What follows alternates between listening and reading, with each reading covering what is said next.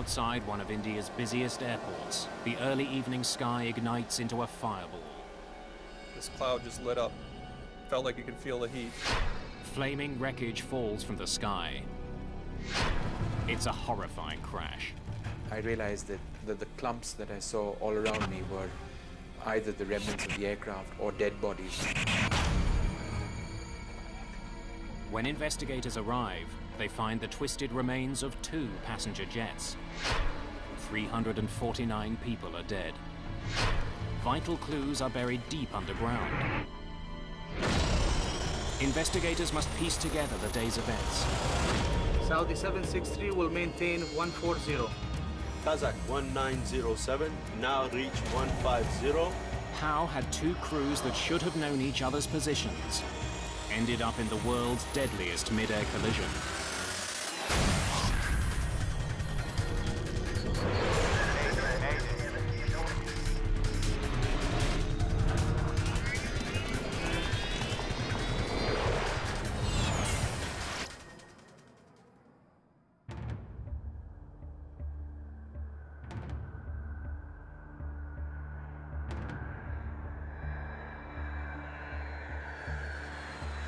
Indira Gandhi International Airport, New Delhi. A gateway to India.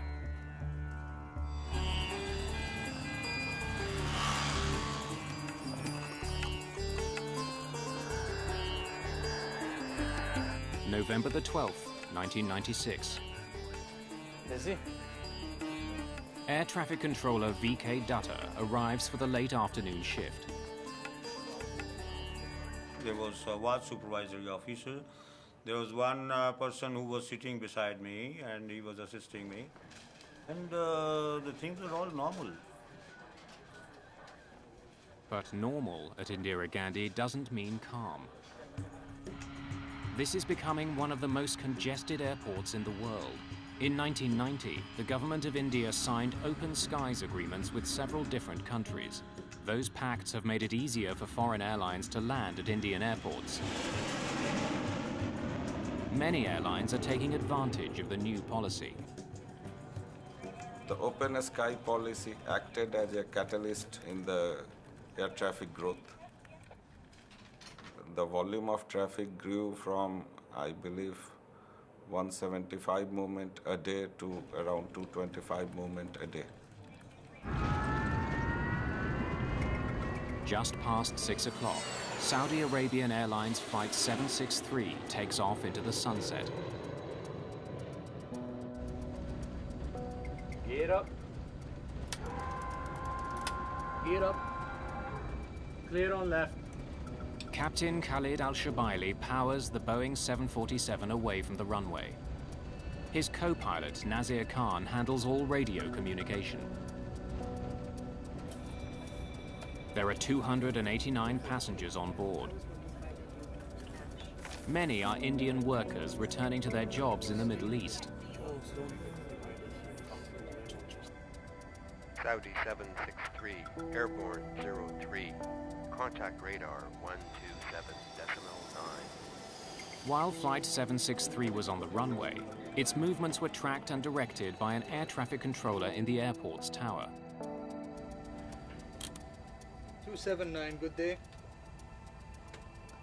But shortly after the plane takes off, the tower passes the pilots over to approach controller VK Dutta, who's in another room at the airport. Approach controllers at Indira Gandhi guide planes through the airspace beyond the runways. They're in charge of all arriving and departing flights within 110 kilometers. The approach controller normally is responsible for arrival and departures of the aircraft which are coming in. They are safely and expeditiously, they are brought to the final approach. Tonight, Dutta is controlling 5 flights. Some of these are leaving the airport, while others are coming in. His task is to keep those planes spaced safely apart, but not so far apart as to cause any delays. Saudi 763 approaching flight level 100. Roger, climb flight level 140. Clear to climb 140, Saudi 763. This evening, a United States Air Force cargo plane is coming in for a landing. Even though it's an Air Force jet, this flight is Dutter's responsibility. I think we probably had 3 or 4 back and forths with the controller where he was verifying our altitude or checking on our altitude, telling us about other traffic in the vicinity. Saudi 763 approaching 140 for higher. Saudi Flight 763 reaches its last assigned altitude of 14,000 feet. The pilots request permission to fly higher. Roger, maintain flight level 140. Stand by for higher. In order to coordinate incoming and outgoing traffic, Dutter wants the Saudi flight to stop climbing. Saudi 763 will maintain 140. Dutter is concerned with another plane, now flying east for a landing at Indira Gandhi Airport. It's a passenger jet operated by Kazakhstan Airlines. The Ilyushin 76 is a massive Russian plane. Originally built for the military, a modified version is now widely used as a commercial airliner. Dutter wants it to pass over top of the Saudi flight before landing. After that, he'll let the Saudis continue their climb. They were supposed to cross maintaining 1,000 feet of separation. Kazakh 1907, now reaching 150. 46 miles from Delta Papa November. Roger, maintain flight level 150. Identify traffic 12 o'clock reciprocal, Saudi Boeing 747. Dutter doesn't want the Kazakh flight to be surprised to see the Saudi jet. Since planes don't have radar to track other aircraft, they rely on controllers to warn them about other planes nearby. Maintaining 150, Kazakh 1907, will report. How many miles? All pilots tuned to the approach control radio frequency are able to hear one another as they communicate with the ground. How many miles? 8 miles now. It was strictly visual and trying to pick up on the radios where everyone else is at and what they're up to. Traffic is at 8 miles, level 140. Suddenly, a massive explosion shatters the evening's calm.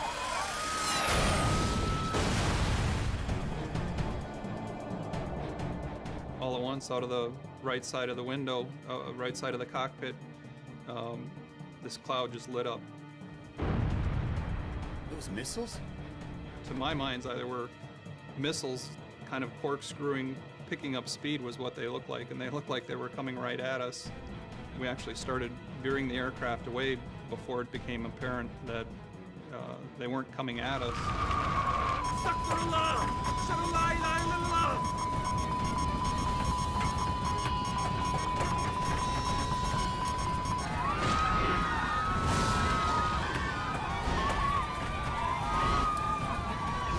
The Saudi Airlines jet spirals towards the ground. Billy, this is 1815. 1815, say again? Got on the radio right away, called the controller. You saw something that looks like a big explosion. Then it struck to me that something has gone wrong. On Dutter's radar screen, both the Saudi jet and the Kazakh plane have simply vanished. When I saw other blips are coming in, so I watched the sweep again.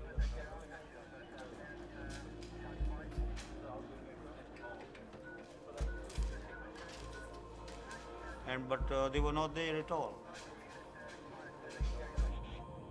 We then heard the controller call for the Saudi Air jet and the Ilyushin. Saudi 763? With no response. That was obviously very bone-chilling. Something tragic has happened in the skies near New Delhi's airport. VK Dutter is about to become the target of an investigation into one of the deadliest plane crashes of all time. Kazakh 1907, report your position. At New Delhi's airport, a sense of dread is growing. 2 planes have vanished from approach control's radar. The worst nightmare an air traffic controller has is the mid-air collision. Saudi 763? Together, the 2 missing planes were carrying 349 people. Kazakh 1907, report position. I gave 1 or 2 calls to Kazakh or Saudi. Saudi 763? I forward how many kids I have, where my wife is, whom I am related to.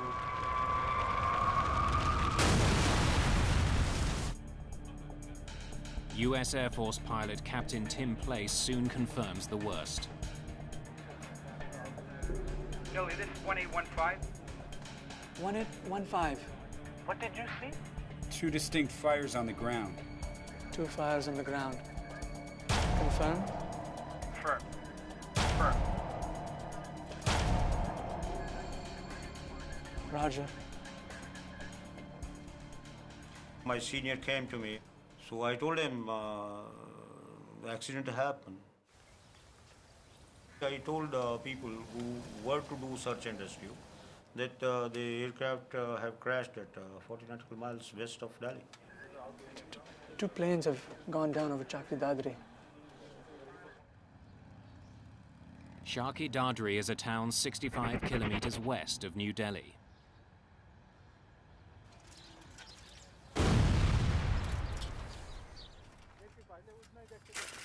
Its mustard and grain fields are now burning with the twisted wreckage of 2 ruined airplanes. All of a sudden, the sky turned a bright red color, and I saw fire and smoke. I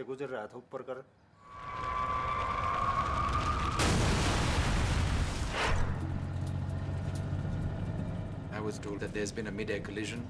Apparently there's a jumbo jet which may be involved, and why don't you just head out? There was this adrenaline rush in that sense. I was very new in the business, and I knew I had to get that story. Vishnu Som is assigned to report on the crash for New Delhi television. He arrives in the darkness of night a few hours after the crash. We parked our vehicle on the side of the road, and it was, there was a fair bit of moonlight. He and his cameraman are one of the first media crews to arrive on the scene. Hey, turn off the light. Don't want to attract attention. Police have likely cordoned off the area.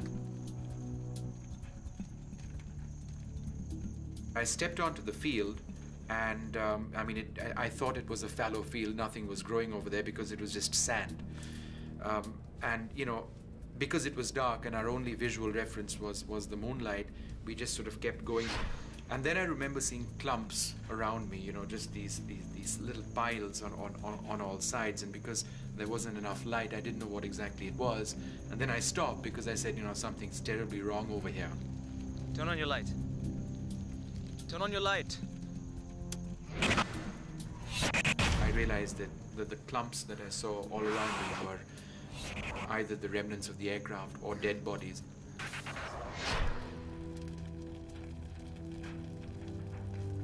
As night turns to day, hope of finding any survivors fades. None of the passengers aboard either plane has survived. 349 people are dead. It's the worst mid-air collision of all time. News of the crash spreads around the world. What remains clear is that there was more than one set of factors that might have resulted in the collision. We have 2 very separate wreckage fields.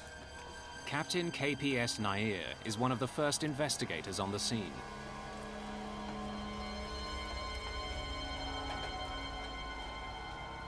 I was aghast, horrified. I can't explain it because I had not seen anything like that before. It is something which I can't explain.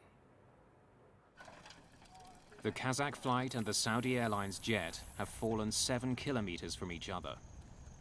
Investigators have 2 separate crash sites to examine, but they know one cause will explain both accidents.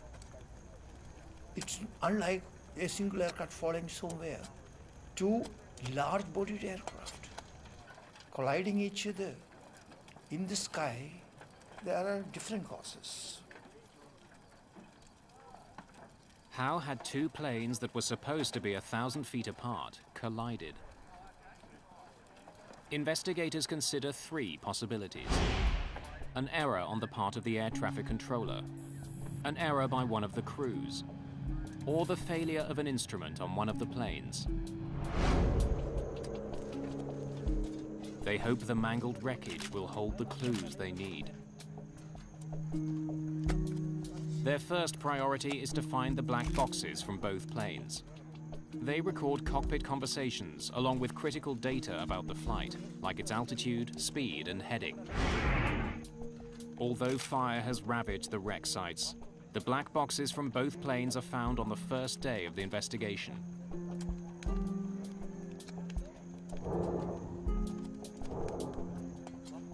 But for the moment, they hold their secrets. It will take several months for experts to extract data from the recorders. In the meantime, investigators focus on conversations between the 2 planes and the air traffic controller. In this particular case, we had the evidence of the ATC transcript. Without onboard radar, the planes around Delhi's airport rely on air traffic controllers to guide them. VK Dutta comes under enormous pressure. Did he make mistakes that caused the worst mid-air collision ever? Those times were bad. These media people, they crowd foul. So I told them that, there's no fault of mine. Hi, I'm VK Dutta. I'm sorry to keep you waiting. Have a seat. Investigators want to know everything that Dutta did on the night of the crash. Was traffic heavy? Evenings are always busy. Dutta's radar doesn't track a plane's altitude. Instead, controllers in New Delhi write a plane's last reported position on a strip of paper. The strips are continually updated. It's the only way for controllers to keep track of the altitude of the planes under their control. Level information is not there, so level has to be confirmed by the pilot. Kazakh 1907. Now reaching 150. Air traffic controllers can only know a plane's altitude when the pilots report it. Are these your notes? Yes, sir. This is the Kazakh one, and this is the Saudi one. The area that Dutta manages is divided into a network of air corridors. Controllers use them to channel flights in and out of the airport. But many of the corridors are used for military flights. In fact, even at such a busy airport, there's only one main corridor for commercial planes. In cases like this, there are strict rules he has to follow. Roger, maintain flight level 140, stand by for higher. Dutta was supposed to ensure that the 2 planes were 1,000 feet apart as they approached each other. He planned to do what he'd done many times before, have the incoming plane pass 1,000 feet over top of the outbound plane. It was a routine procedure, but somehow the 2 planes had ended up on a collision course. One of the 2 planes was not where it should have been. Investigators wonder if Dutta made a mistake that led to the horrific crash. Poring through the ATC transcripts, investigators quickly learned that Dutta had given the 2 planes the proper directions. But since his radar doesn't display altitude, there was no way for him to tell if the planes followed those instructions. Investigators are so convinced that Dutta did nothing wrong that 3 days after the crash, he's back on duty. When my family and other people heard this, there was a little sigh of relief that, our guy is safe. Investigators return to the crash site. They are hoping to recover certain instruments from the 2 aircraft. Perhaps a mechanical failure had led one of the planes off course. Normally, the altimeter would have stopped at that point where the accident took place. And we wanted to know what altitude they were registering at the time of the accident. But the Saudi cockpit has plunged deep into the ground. The accident investigation becomes an excavation. Machines had to be brought in, excavators, to dig up and lift the cockpit of the Saudi aircraft. The altimeters of the Kazakh flight are easier to find. That plane didn't crash nose first. There's some chance there are clues about its exact altitude at the time of the accident. When they're pulled from the wreckage, investigators discover that there is indeed something strange about the altimeters. Both the captain and the co-pilot have an altimeter in front of them, but in this case, they do not have the same reading. There was a difference between the two by about 300 feet. Strange. Perhaps the conflicting altimeters had led the crew off course. But the difference in readings may simply have been caused by the force of the crash. At this point, investigators don't know. Mostly there and there, as close as you can get it. Investigators need to discover which of the two planes was at the wrong altitude. They explore other evidence. The pattern of the damage on the two planes may help answer a critical question. What was the relative angle between the two aircraft at the time of their contact?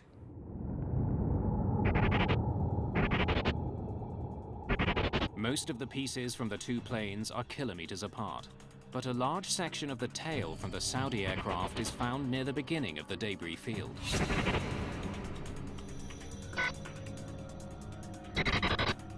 This suggests it was one of the first pieces to come off that plane.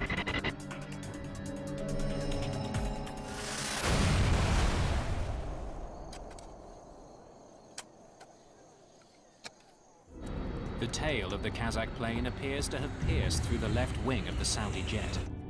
If that's the case, the Kazakh flight hadn't been above the Saudi jet when they collided, as air traffic controllers thought.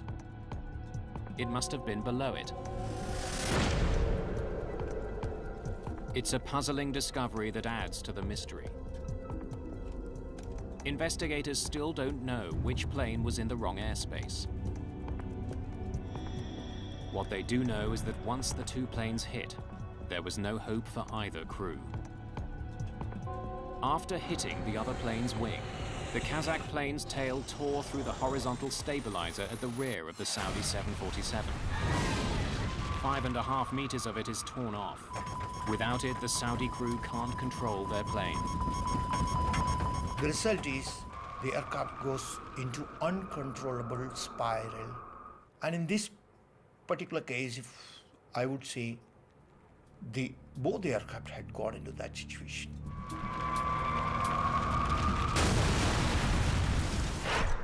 What they've found in the wreckage of the two jets frustrates the investigators.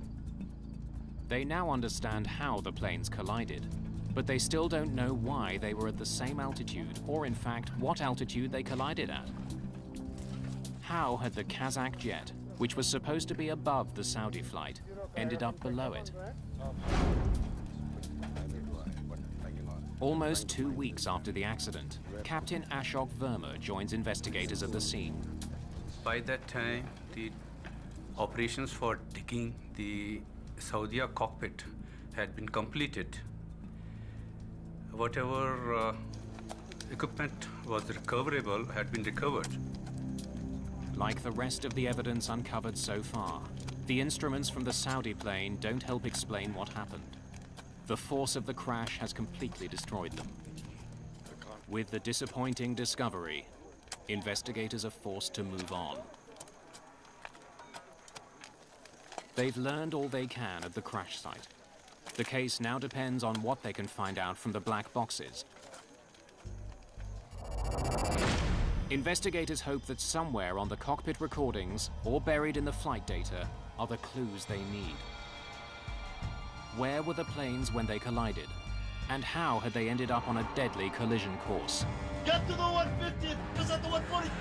Start to run!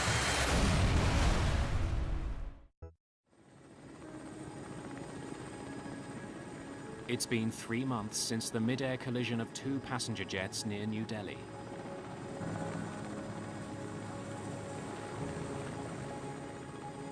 Investigators have been frustrated by a lack of conclusive evidence. They hope the plane's black boxes will help them solve the case. In order to avoid any suggestion of bias, the boxes from the Saudi flight are being analyzed in England. Technicians from the Air Accidents Investigation Branch try to extract valuable data. The neutrality of state where the recorders are handled was an essential thing. Each plane was equipped with 2 black boxes, a flight data recorder and a cockpit voice recorder. The flight data recorder contains information on dozens of aspects of a plane's performance. Among them, the altitude, the airspeed, and the changes pilots make to the flight controls.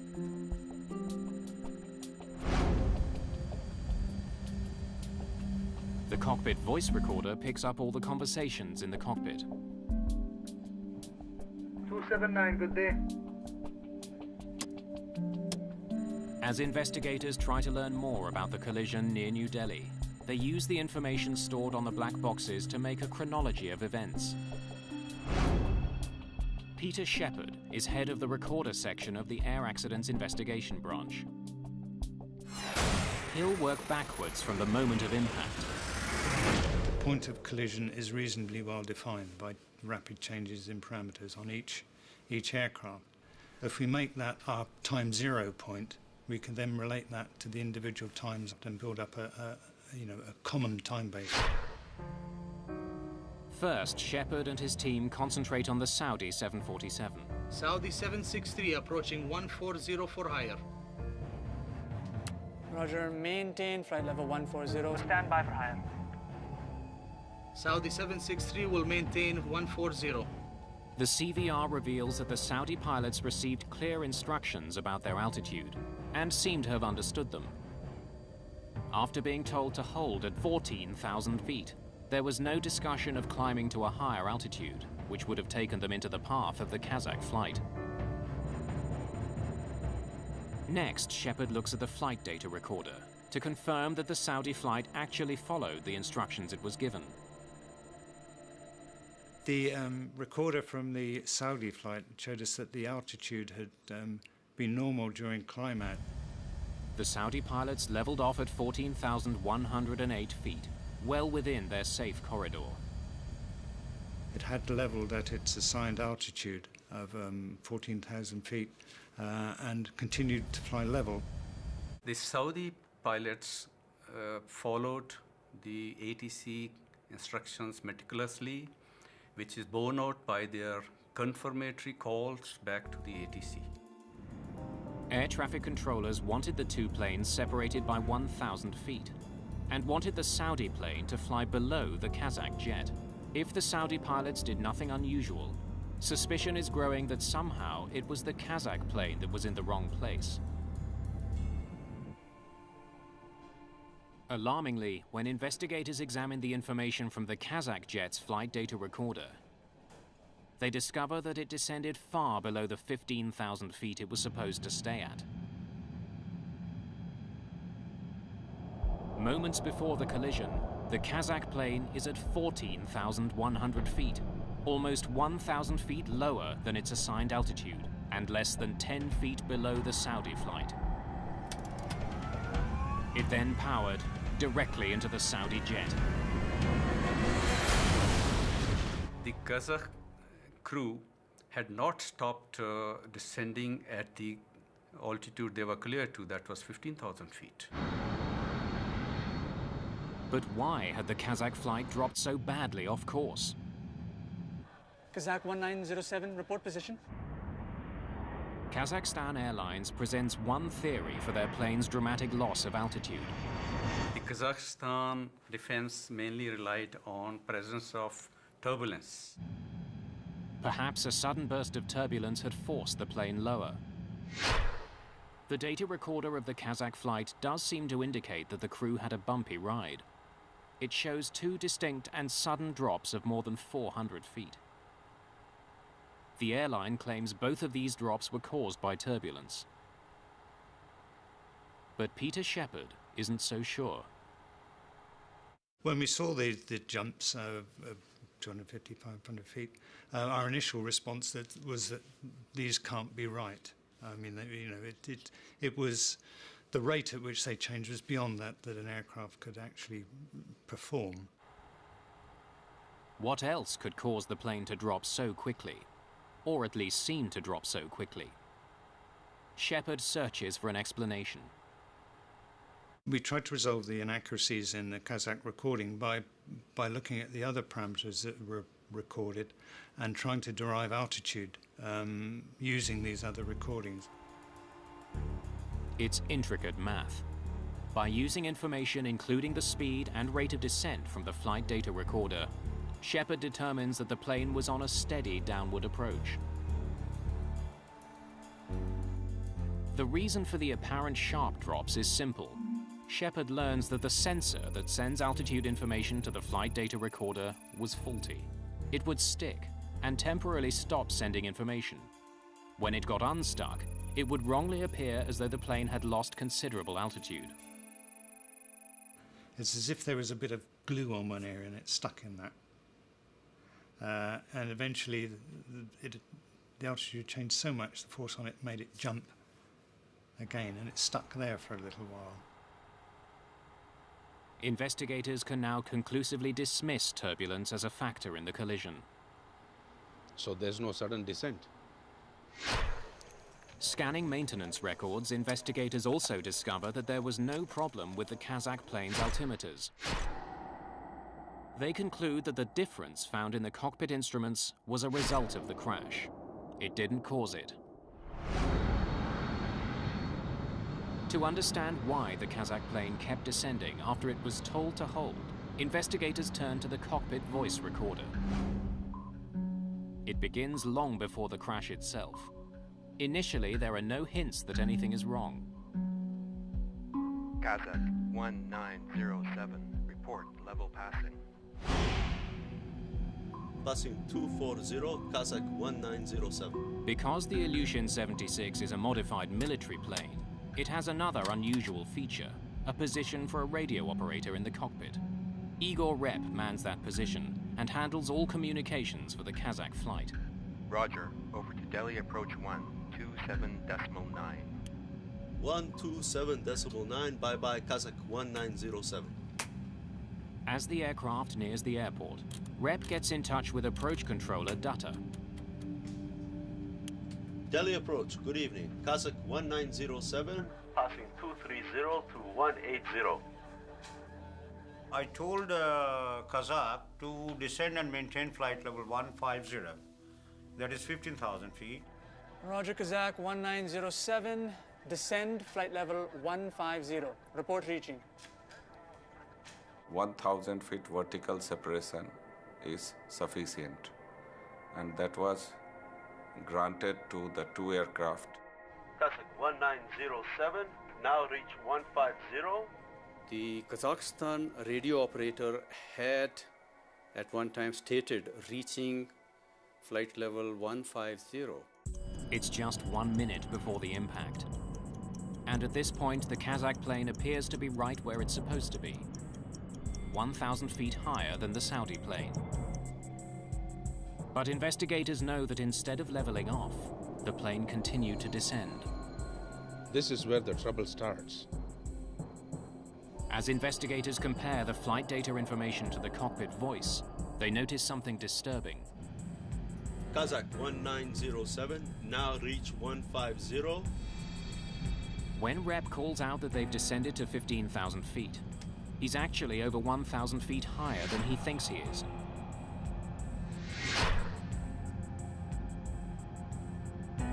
Investigators wonder how he could make such an enormous mistake. Why would he say he was at 15,000 feet, when in fact he was at 16,000? They consider the layout of the cockpit. A radio operator does not have his independent altimeter. There are 2 metric altimeters fitted in front of, one each in front of the pilots. With some effort, the radio operator could also see this. Whatever the reason, Rep is mistaken about his plane's height, and he's the only one in contact with the ground. Despite being told to remain at 15,000 feet, the plane continues to descend. As it does, Dutta issues a warning to the Kazakh pilots. Identified traffic, 12 o'clock reciprocal, Saudi Boeing 747 and 10 miles. Likely to cross in another 5 miles. Report if in sight. He tells them to watch out for the Saudi flight. But the Kazakh jet just keeps flying lower. Ahead. Ahead. Just before the crash, Igor Rep seems to have recognized that the plane is now flying dangerously low. But his warning doesn't come in time.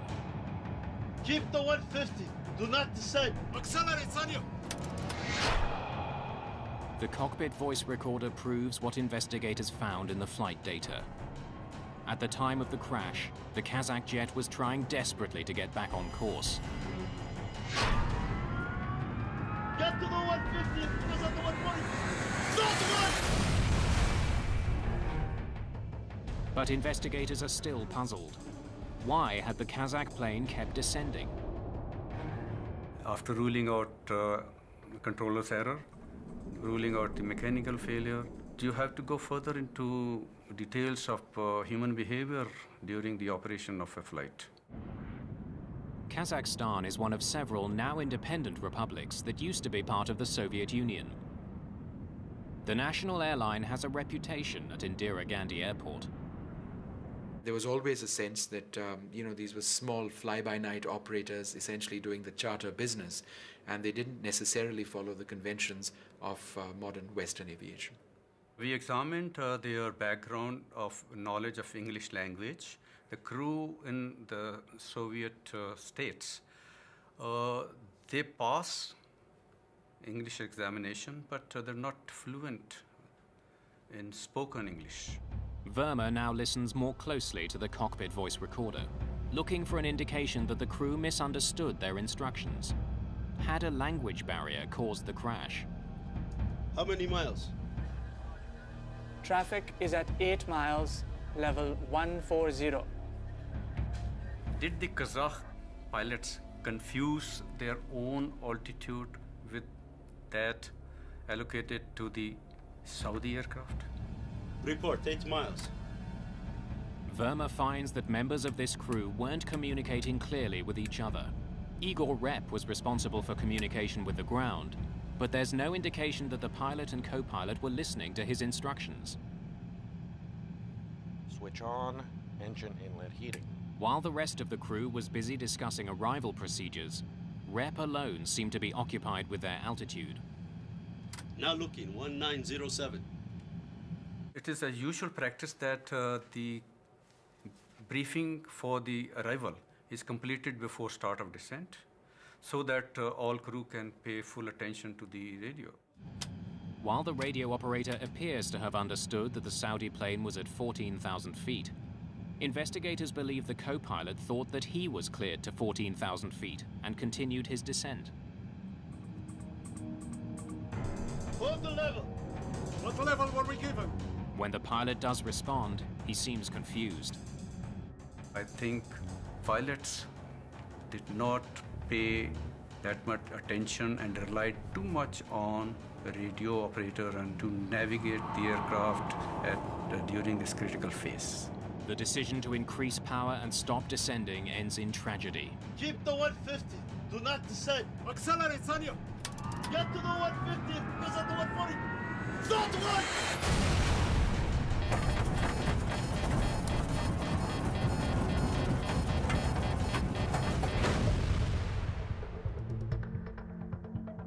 The final report points a finger squarely at the crew of the Kazakh plane. In the wrong place at the wrong time. A simple misunderstanding led to the deaths of 349 people. The investigation concluded that the primary cause of this Mayday collision was non-adherence to the authorized altitude allocated to the Kazakhstan aircraft. Investigators are confident they know what caused the worst mid-air collision in aviation history. But there are steps they want the industry to take to help make Indira Gandhi Airport safer. What they find is that the technology that could have prevented this accident was already at the airport. 763. Investigators have determined that poor cockpit communication and a simple misunderstanding caused a devastating accident which killed almost 350 people.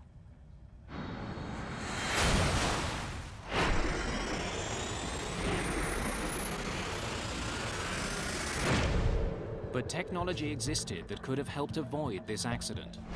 Systems that would have helped both the pilots in the air and the controllers on the ground.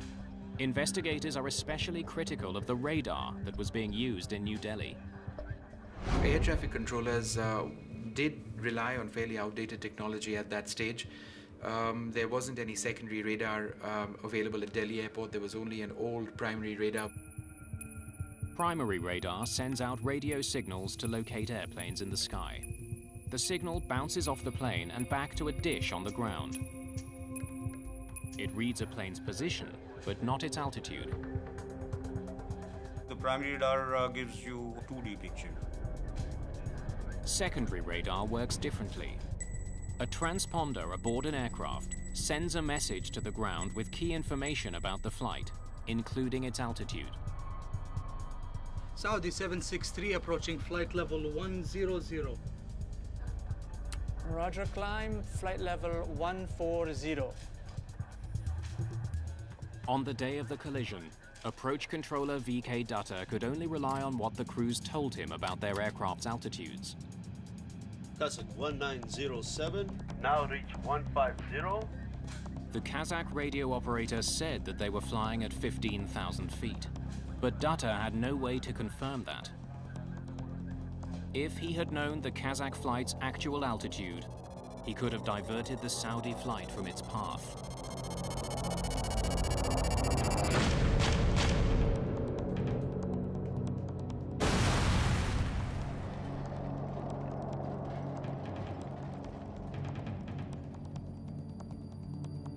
That is the 3D picture.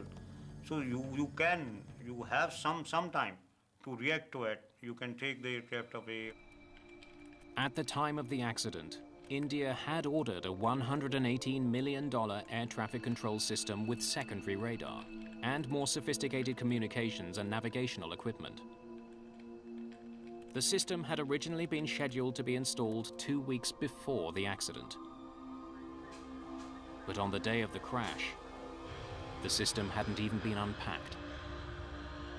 Secondary radar is an advancement on the primary radar.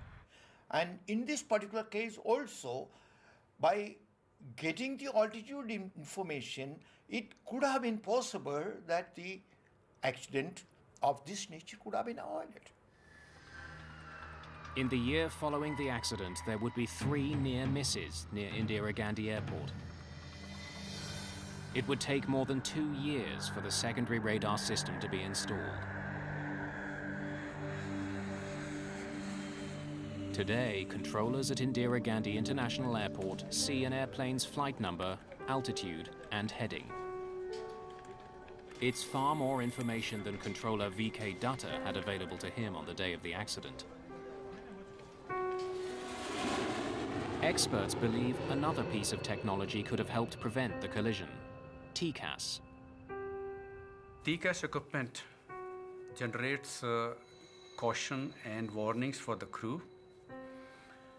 It allows them time to react, draws their attention to the situation around, and it looks into the vertical separation.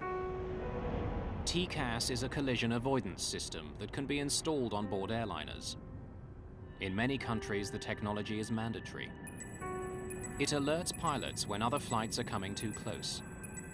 The system also automatically tells them what evasive action they should take. Neither plane was equipped with TCAS. The Indian Airports Authority has also made the airport safer by redesigning the air corridors coming and going from the runways.